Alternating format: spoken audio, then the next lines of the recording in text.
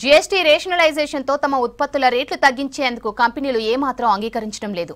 రేట్ల తగ్గింపుతో ప్రజలకు దక్కుతుందా లేదా అన్న అనుమానాలు కలుగుతున్నాయి. ప్రభుత్వం జోక్యం చేసుకొని వినియోగదారులకు ఊరట కలిగించాలని ఆర్థికవేత్తలు సూచిస్తున్నారు.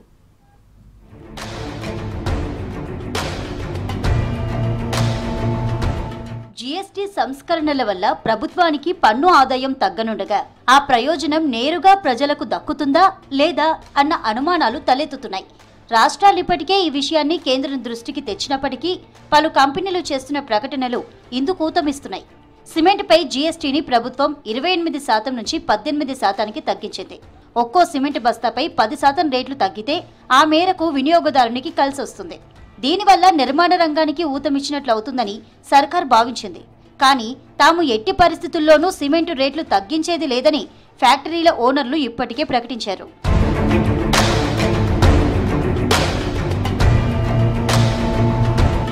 హెల్త్ పాలసీలు, వాహనాల రేట్ల విషయంలోనూ ఇదే వ్యూహం అనుసరించాలని కంపెనీలు ఆలోచిస్తున్నట్లు తెలుస్తోంది. కంపెనీల ఒత్తిళ్లకు కేంద్రం తలొగ్గితే వినియోగదారునికి ఫలితం ఉండదు. కేంద్ర రాష్ట్ర ప్రభుత్వ ఖజానాలకు రావాల్సిన సొమ్ము కూడా కంపెనీలకే చేరుతుంది. గతంలో జీఎస్టీ రేట్లు తగ్గించినప్పుడు కూడా ఇదే పరిస్థితి తలెత్తింది. దీనికి తోడు స్లాబుల మార్పుపై అనేక కంపెనీలకు ముందే సమాచారం లీక్ అవ్వడంతో తమ ఉత్పత్తుల రేట్లను గడిచిన 6 నెలల్లో పెంచుకున్నాయని కొంతమంది విశ్లేషకులు చెబుతున్నారు.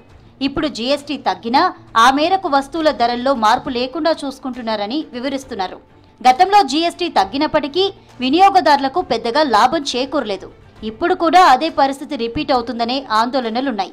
పండుగల సీజన్ కావడంతో నిత్యావసరాలు, ఇతర వస్తువుల ధరలు ఇప్పటికే పెరిగాయి.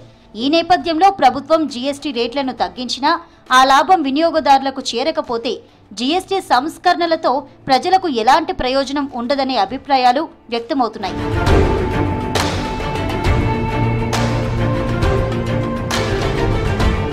జీఎస్టీ తగ్గించినప్పటికీ సిమెంట్ ధరలు తగ్గించబోమని ఇప్పటికే కొన్ని ప్రధాన సిమెంట్ ఫ్యాక్టరీల యాజమాన్యాలు ప్రకటించాయి. ఉత్పత్తి వ్యయం, రవాణా ఖర్చు, ఇతరత్రా కారణాల వల్ల సిమెంట్ ధరలు తగ్గించే అవకాశం లేదని ఓనర్లు స్పష్టం చేస్తున్నారు.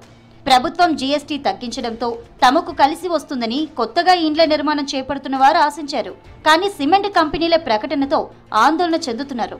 ఇదే విధంగా హెల్త్ పాలసీలు, వాహనాల ధరలు తగ్గించే విషయంలో కూడా కంపెనీలు ఇలాంటి ఆలోచనే చేస్తున్నాయనే వార్తలు వస్తుండటంతో ఈ విషయంలో ప్రభుత్వం జోక్యం చేసుకుని వినియోగదారులకు ఊరట చేకూర్చాలని ఆర్థికవేత్తలు సూచిస్తున్నారు.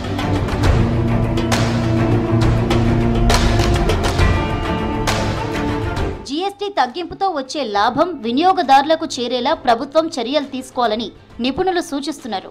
జీఎస్టీ రేట్లు తగ్గిన వస్తువుల ధరలపై ప్రభుత్వం నిఘా పెంచాలని, కంపెనీలు ధరలు తగ్గించకపోతే కఠిన చర్యలు తీసుకోవాలని చెబుతున్నారు. జీఎస్టీ తగ్గింపుతో ఎంత లాభం వినియోగదారులకు చేరిందో లెక్క తీయాలని సూచిస్తున్నారు. జీఎస్టీ తగ్గింపుతో వచ్చే లాభాలపై ప్రజల్లో విస్తృత అవగాహన కార్యక్రమాలు నిర్వహించాలని సలహా ఇస్తున్నారు.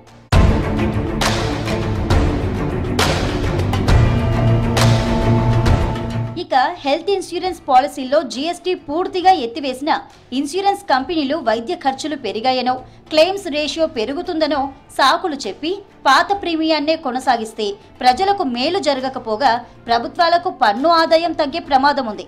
వంట నూనెలు ఇప్పటిదాకా 12% జీఎస్టీ పరిధిలో ఉన్నాయి. దీన్ని ప్రస్తుతం 5%కి తగ్గించారు. కానీ కొన్ని రోజుల ముందే ఆయిల్ కంపెనీలు అంతర్జాతీయ మార్కెట్లో ధరలు పెరిగాయని సాకులు చెప్పి లీటర్ నూనెను 150 నుంచి 160 రూపాయలకు పెంచాయి. గతంలో టీవీలు, ఫ్రిడ్జ్లు, వాషింగ్ మిషన్ల వంటి వస్తువులపై జీఎస్టీ తగ్గించినప్పుడు కూడా ఇదే పరిస్థితి తలెత్తింది. జీఎస్టీ తగ్గడానికి కొన్ని రోజుల ముందే కంపెనీలు తమ ఉత్పత్తుల ధరలను స్వల్పంగా పెంచాయి. ఇక తర్వాత జీఎస్టీ తగ్గినప్పుడు పెరిగిన ధరల నుంచి స్వల్పంగా తగ్గించి మిగిలిన లాభాన్ని తమ వద్దే ఉంచుకున్నాయి.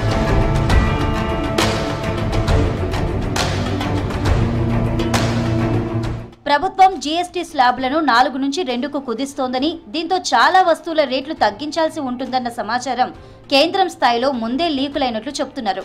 దీనివల్ల కంపెనీలు అలర్ట్ అయి ఇప్పటికే రేట్లు పెంచాయంటున్నారు. గత 6 నెలల్లో కొన్ని నిత్యావసర వస్తువుల ధరలు విపరీతంగా పెరగడం ఈ ఊహాగానాలకు మరింత బలం చేకూర్చేలా ఉంది. పన్నులు తగ్గించడం వల్ల ప్రజల మీద భారం తగ్గించాలని సర్కార్ భావిస్తుంటే కంపెనీల స్వార్థంతో ప్రజలకు ఎలాంటి ప్రయోజనం లేకుండా పోతుందనే ఆందోళన వ్యక్తమవుతోంది.